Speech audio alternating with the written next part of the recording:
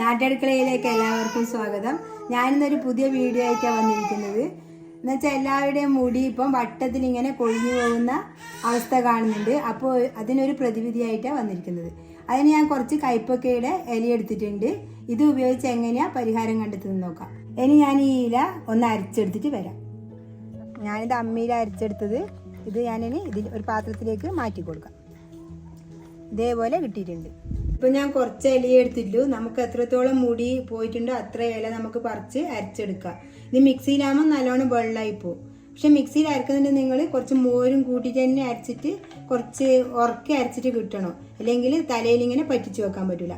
അപ്പോൾ ആ മുടി പോയ ഭാഗത്ത് നമ്മളിനി മോരാണ് ഉപയോഗിക്കുന്നത് ഇതിൽ ചേർക്കാൻ വേണ്ടിയിട്ട്. കുറച്ച് മോര് ചേർക്കുക, നല്ലോണം യോജിപ്പിച്ചെടുക്കുക. മോര് ചേർത്തിട്ട് അത് നമുക്ക് വെള്ളം അനുസരിച്ചിട്ട് എടുത്തു കൊടുക്കാം. മോര് കുറച്ചുകൂടി വേണമെങ്കിൽ നമുക്ക് കുറച്ചുകൂടി എടുക്കാം. അധികം വെള്ളമായി പോകാൻ പാടില്ല. ഇതേ രീതിയിൽ കിട്ടണം.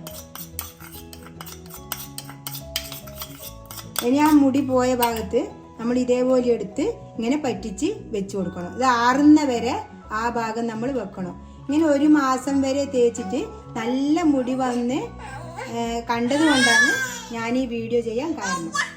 ഇത് എല്ലാവർക്കും ഉപകാരപ്രദമാകുമെന്ന് വിശ്വസിക്കുന്നു. എൻ്റെ വീഡിയോ ഇഷ്ടപ്പെടുന്നെങ്കിൽ ലൈക്ക് ചെയ്യുക, ഷെയർ ചെയ്യുക, സബ്സ്ക്രൈബ് ചെയ്യുക.